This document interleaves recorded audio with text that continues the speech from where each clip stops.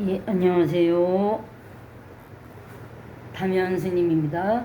자, 이제 오늘은 지난 시간에 예고해드린 바와 같이 나냐 한담으로 20번째 맹자가 역성혁명을 옹호한 옹호라기보다는 그러니까 어떤 역성의 혁명, 그러니까 왕조가 바뀌는 그런 혁명조차도 그러니까 할 수 있는 일이다, 있을 수 있는 일이다라고 옹호라고 하기는 좀 그렇고 어떤 합당한 일이다라고 어떤 합당성을 부여하는 그런 내용의 글이 맹자에 짧게 있어서 제가 조금 소개를 해드리려고 갖고 왔는데 줄이 굉장히 이 글이 짧아서 그거 가지고 뭐 설명할 것도 그렇게 많지도 않고 해서 오늘은 좀 이 영상 길이가 짧을 것 같긴 합니다만은 워낙 그래도 내용이 어떤 유교라는 종교에 대해서 여러분들 유교를 보실 때 꼭 아셔야 되는 개념들 중에 하나이기 때문에 말씀을 좀 드리려고 그러는데, 일단 공자나 맹자, 뭐 우리가 흔히 알고 있는 저기 순자 요런 정도 뭐 해서 어떤 고대 아직은 유가라고 불렀고, 후한 때 넘어가서 동증사나 이런 사람들의 노력으로 과거 시험의 과목으로 채택되고 이러면서 학문의 유파로 인정받기 시작을 했고, 정식으로 유교라고 해서 어떤 하나의 종교처럼 이제 공자가 스승으로 뭐 거의 자기 혼자 이렇게 비정했던 주나라 무왕을 도왔던 주공이라든지, 그 주공보다 더 윗대에 이제 뭐 사망오제라든지, 뭐 그 다음에 주무왕을 도왔던 주공의 아버지였으면서 또 이 어떤 역의 원리를 개발 원래 있던 역의 원리를 정리한 걸로 그렇게 여겨지는, 우리가 흔히 서백후라고 알고 있는, 그러니까 주나라 문왕의 아버지이고 강태공을 기다렸던, 그래서 그러니까 주문왕이 나중에 자기가 황제가 된, 이 중국의 황제가 된 뒤에도 자기 아버지였던 주무왕이 황제가 된 뒤에 자기 아버지를 문왕으로 올리기는 했지만, 아직 그냥 주나라는 한 제후국의 왕일 땐 자기 아버지를 차마 황제로까지는 추천을 못해 올렸기 때문에 이제 태공이라 그래서 그 공작할 때 공짜 써서 태공이라는 이름으로 이제 제후의 반열로 모셔 올렸는데, 그 태공이었던 서백구 희창공이 주는 구승만까지도 기다렸던, 내가 안 된다면 내 아들들 때라도 이 천하를 차지하기 위해서는 군사가 필요한데 그 군사가 반드시 올 것이다. 왜? 역하게 밝으셨기 때문에 주역점을 본인이 쳐보셨는데, 내 대에는 안 되고 내 죽기 바로 직전에 내 아들 중에 다음 이 중국 이 천하의 군주가 될 사람을 도와줄 대군사가 나타날 것이다라고 해서 태공이 바라보고 기다렸다. 기다리던 인간, 그게 태공망이라는 인간이고, 그게 바로 강태공, 강자. 그래서 우리가 나중에 이 태공망이 군사가 돼서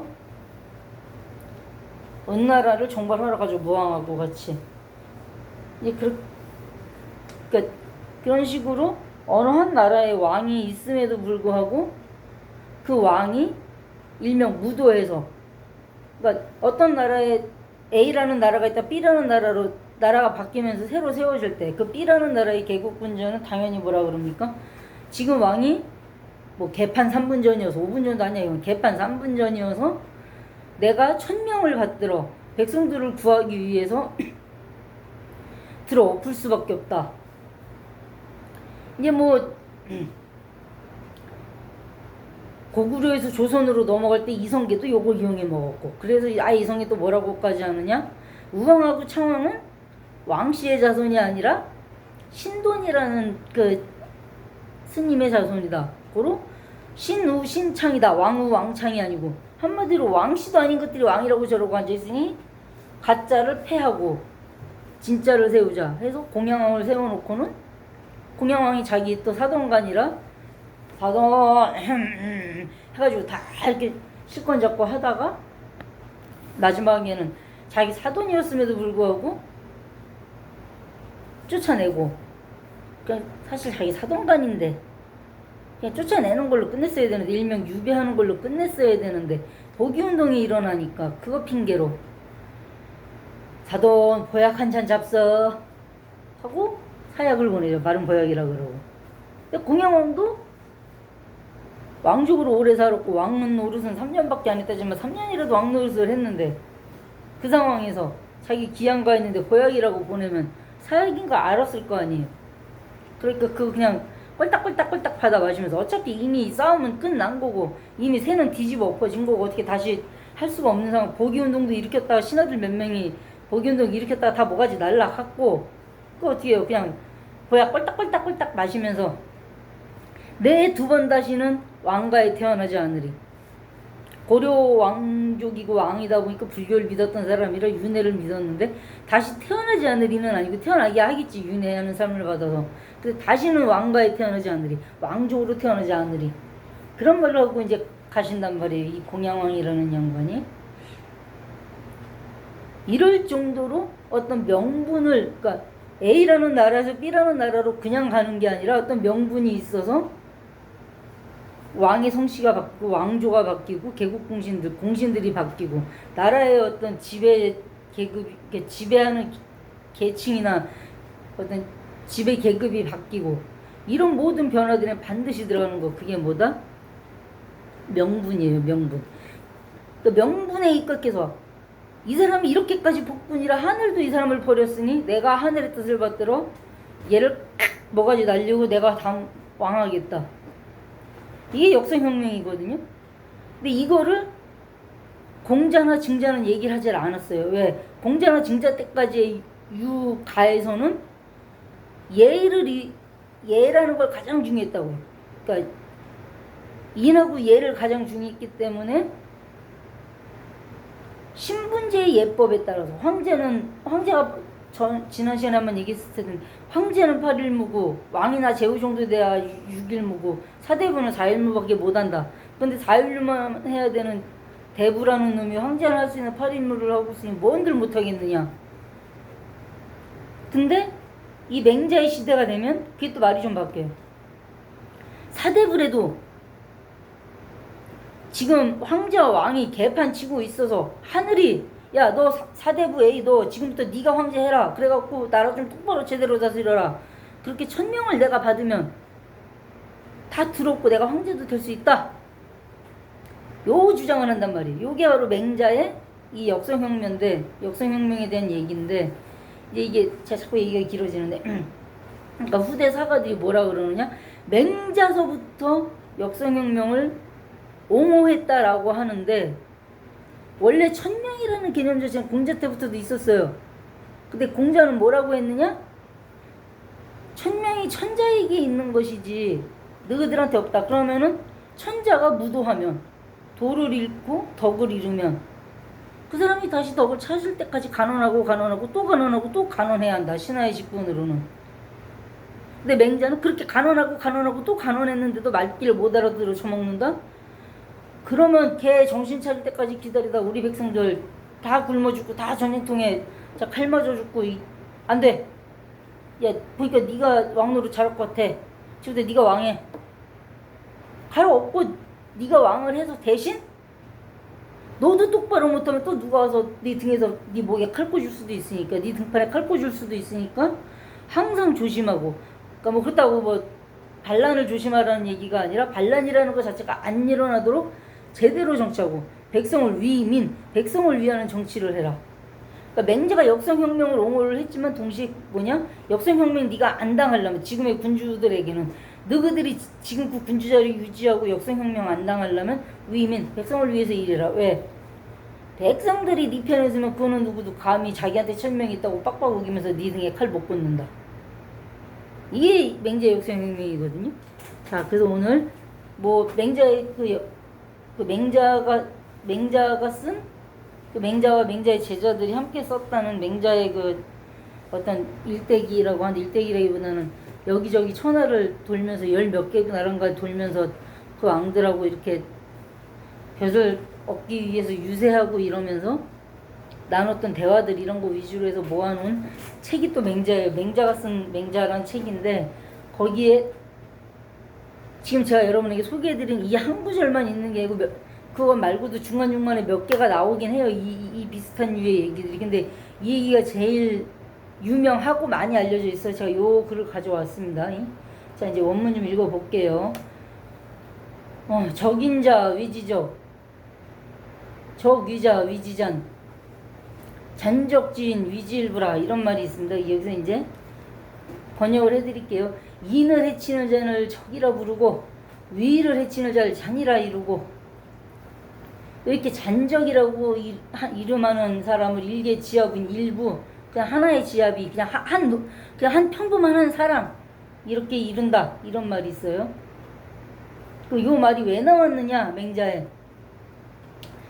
제 나라의 선왕이라는 사람의 객경이라는 게 요즘엔 좀 없는 개념인데, 뭐냐면, 그러니까 뭐 노나라면 내가 원래 노나라 출신이고 노나라에서 쭉 대대로 신하 노릇을 하던 사람이 아니라, 내 원래 고향, 내 조국이 아닌 다른 나라, 이 나라 저 나라를 떠돌면서 나를 써달라고 유세하고 다닐 때, 그러니까 이제 제가 A라는 나라 출신인데 B라는 나라 가서 저 이 정도 능력 있어요 하고 보여주기 위해서 유세라는 거를 한단 말이에요. 이렇게 말로 떠들기도 하고 막 지도 그려서 우리 지금 그러면 브리핑도 하고 막 이런, 나 이 정도 안다 이렇게 하는데, 그렇게 유세하고 다니는 사람도 신하들하고 비슷하게 그 나라에 머무는 동안은 먹고 살 수 있게 월급을 조금씩 줬어요. 그러니까 지금 우리식으로 하면 재상급으로는 못 줬어도 장차관 정도의 월급을 줬어요. 그런 사람들도 내 나라에 머무는 하는 그런 사람을. 그래서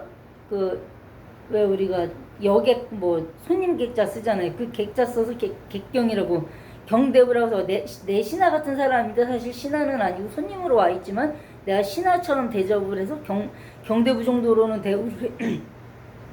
대접을 해서 월급 조금 뭐 많이는 못 주더라도 주면서 모시고 있겠다. 우리나라에 그냥 먹고 살 정도는 이렇게 있게 해주겠다. 그리고 그런 사람들 중에 진짜 능력이 괜찮은 사람 있으면 뽑아갖고 이제는 객경이 아니라 나의 신하를 삼는 거죠. 그래서 제나라라는 나라의 선왕이 있을 때 객경으로 거기서 유세를 하고 있는 맹자한테 제나라 선왕이 맹자를 떠보기도 하겠거든요. 맹자가 워낙 유명하니까 좀 자문을 구하기 위해서 물어봐요. 탕왕이 거랑을 내쫓고 무왕이 주왕을 치셨다고 하는데 그런 일이 있었습니까? 이건 뭐냐? 은나라의 첫 번째 임금인 탕왕이 하나라의 마지막 임금인 거랑을 내쫓고, 사실 안 내쫓았어요. 죽였지. 자, 무왕이 주왕을 치셨다는데 이 주왕은 또 은나라의 마지막 왕, 우리 잘 아는 달기의 남편, 달기 때문에 주중림에 빠지고 포락형 쓰고 문제 많았던 그 주왕을 아까 얘기했던 태공망, 그러니까 서백구 희창이 나중에 주문왕이 되는 서백구 희창이 기다렸던 그 태공을 얻어서 주무왕이 은나라의 주왕을 치러 가는데, 사실 이때가 자기 아버지인 문왕이 죽은 지 3년이 채 안 돼서 아직 장례를 치르고 있어야 되는데 전쟁을 일으키는 것 때문에 백이숙제가 또 이 주무왕을 좀 요즘 말로 비꼬는 그런 얘기도 있긴 한데 오늘은 그 내용은 아니니까 넘어가고, 어쨌든 무왕이 주왕을 치셨다는데 그런 일이 있었습니까? 하니까 맹자가 그런 말이 경전에 있기는 있어요? 이제 이렇게 대답을 심드렁하게 해주시니까 선왕이 다시 물어보는 거예요. 이제 신하가 임금을 시하는 것이 옳습니까? 왜? 천자가 있고 제후국이 있으면 제후국의 왕, 그러니까 하나라에 예를 들어서 거로왕이 아무리 무도해도, 그러니까 하나라 거랑이 하나라 천자란 말이, 그러니까 중국 전체 천자인데 그 밑에 있는 탕왕, 은나라, 그 당시 은어라고 그래서 아주 조그만 그 도시국가 정도밖에 안 되는 나라의 왕이었던 탕왕이 나중에 덕을 쌓았고 뭐 제후들하고 연합을 하고 해서 힘이 생기니까 이제 거랑을 쳐갖고 죽인 건데 그걸 깐 거죠, 이 제나라 선왕은. 근데 사실 자기도 제나라 선왕이지만 말만 선왕이지 실제는 제후기 때문에 주나라 천자를 받들어야 되는데 지가 스스로 왕을 천청하고 앉아있으니까 이거는 사실은 지도 역사혁명을 꿈꾸는 거란 말이에요. 그러기 때문에 약간 진짜 궁금하기도 했겠지만 약간 맹자를 시험하는 그런 그 느낌도 좀 있어요. 그래서 신하가, 그러니까 제후국의 왕밖에 안 되는 놈이 천자를 시하는 것이 옳습니까? 이런 말이니까 아까 위에 나왔던 그 문장을 맹자가 얘기하는 거예요. 인을 해치는 자는 적이라고 부르고 위를 해치는 자는 잔이라고 부르고 잔적이라고 하는 한 사람 일개 지하부라고 부릅니다. 이 일부 지하부 한 명이 그냥 평범한 얼라 그걸 죽였다라는 말은 들었으나 본인의 군주인 임금을 시했다는 말을 들어보지 못했습니다. 이건 뭐냐? 폭군이 되면 그 순간부터 더 이상 나의 군주가 아니라 그냥 한 명의 그냥 평범한 필부일 뿐이다라는 거. 일부라고 여기 맹자에는 돼 있지만 이게 우리 흔히 알고 있는 필부라는 말하고 똑같은 거예요. 그러니까 뭐 이제 이 하나라하고 은나라 바뀔 때 그 은나라 탕왕하고 그 탕왕의 그 신하 중에 한 명이 또 했던 얘기 중에 뭐 도탄이라는 말에 뭐 유래돼 있다 어쩌다 저쩌다 막 말이 많아요. 또 뭐 주왕은 아까 그 은나라의 마지막 왕으로 달기 때문에 뭐 호락형부터 시작해가지고 주지응님의 뭐에 뭐 막 말이 많고 근데 그런 거 다 얘기하려면은 이것도 또 너무 많아서 넘어가겠습니다. 하여간 그렇게 폭군이라도 천자는 천자인데 그 밑에 제후국의 구강당이 군왕밖에 안 되는 것들이 그걸 죽였으니 그러니까 밑에 신하인 제후국의 군왕이 황제를 죽였으니 시한 게 아니냐라고 제나라 선왕이 자기 상황을 섞어서 떠본 건데 맹자가 글쎄요 거라고 주라는 적이 일개 필부를 죽였다는 얘기는 들어봤어도 뭐 군주를 시해했다 임금을 시해했다 그런 말은 뭐 벌써 걸가주를 임금으로 안 여기는 거예요. 왜? 덕을 잃었기 때문에. 그래서 민심을 잃었고 민심을 잃었다는 건 천심을 잃었기 때문에. 그러니까 이게 맹자의 그 방식, 맹자가 맹자를 썼던 그 생각으로 본다면 왕이 왕일 수 있는 거는 천명을 지키면서 왕도 정치를 실현하기 때문이다. 그 왕도 정치라는 게 뭐냐? 그 나중에 한번 해드릴 거예요. 왕도 정치라는 게 뭔지 해드릴 건데 그냥 오늘 그냥 스포일러처럼 짧게 한마디씩으로 정리를 하자면 농사 지을 철에 사람들 제대로 농사 짓게 해서 제대로 농사 지어서 그거 가지고 자기 70 넘은 집에 있는 노인네들 봉양해서 그 노인네들 밥 안 굶기고 가축들 풀어 먹일 그 타이밍 안 놓치게 해서 가축들이라고 뭐 하면 여러 가지가 있겠죠. 뭐 닭도 있고 돼지도 있고 양도 있고 소도 있고 뭐 말도 있고 뭐 하여간 그런 것들 때 안 놓치고 잘 키워서 이것들이 또 잘 저기 번식을 하고 해서 잘 키워놓으면 그 다음 뭐 하겠어요. 동물들 잘 키웠으면 가축들 아까 있잖아 소, 돼지, 뭐 양 이런 것들 특히 뭐 닭 같은 것도 그렇고 잘 키워서 그것들이 새끼 잘 쳤으면 그 다음에 뭐 해야 되겠어요. 잡아 묵어야지. 왜? 맹자면 나중에 뒤에 가면 그런 말 나와요. 나이 50이 넘으면은 이 밥상 위에 고기 반찬이 올라오지 않으면 배가 부르지 않다. 노인네들 고기 반찬 해드려야 될 거 아니에요. 그런 거를 타이밍을 안 놓치게 해주기만 해도 그래놓고도 불황천하죠. 천하의 왕노릇 못하는 인간 미지유하라. 일찍이 없었다. 그 정도만 잘해도 다 왕노릇 할 수 있다 이거예요. 근데 그 정도만 잘해달라고 제가 지금 말한 이게 사실은 함정이에요. 왜? 그거 하나 하기가 정말 힘듭니다. 제가 뭐 이 스님이 돼가지고 지금 현실 정치판이 어떻고 저쩌고 떠드는 거 싫어서 이 난이한다면 여기서 이렇게 녹화 뜰 때 한 번도 정치 얘기를 안 하는데 지금도 안 할 건데 이 말 한마디만 딱 하면 농사할 때 내가 집에서 키우는 가축이 번식할 때 뭐 요런 정도만 안 놓치고 잘해서 놓으느라 우리 집에 있는 노인네 봉양 잘하고 우리 얼라 애들 저기 학교 잘 보내갖고 기본적인 거라도 배우게 공부 잘 시키고 이렇게 하게 해줄 수만 있으면은 그렇게 하고서도 불황천하자. 천하의 왕노릇 못하는 인간 미지유하라. 일찍이 없었다. 왕노릇 참 쉽잖아요. 정치라는 게 어려운 게 아니에요. 또 뭐 정치 얘기로 빠지지. 하여간 맹자 얘기하면 정치 얘기로 자꾸 빠져서 예. 그래서 오늘 제가 얘기하려고 했던 건 뭐냐? 역성혁명이라는 건 결국은 천심이라고 하는 걸 두려워하라. 천심은 곧 민심. 민의를 두려워하는 자 그 자가 왕이다. 그 얘기를 하려는 거였고요. 요거 이제 조금 다른 얘기인데 벌써 거의 한 10년은 된 거 같은데 그 드라마 중에 제가 드라마 교수님이 되방이 좀 그렇다만 그 드라마 대사 중에 그런 말이 나와요. 7살짜리 여자애가 10몇 살 된 세자가 자기한테 글을 처음으로 가르치러 시강원에 들어온 설서였던 주인공의 오빠한테 이제 막 과거급제 갖고 올라온, 그래서 할 수 없이 시강원에 섰으니까 자기 스승이 돼야 할 사람한테 당신이 내 스승이 될 만한 걸 시험하겠다. 내 질문부터 하나 대답을 해라.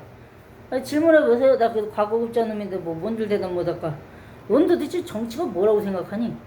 구성원 이 설서가 대답을 못했어요.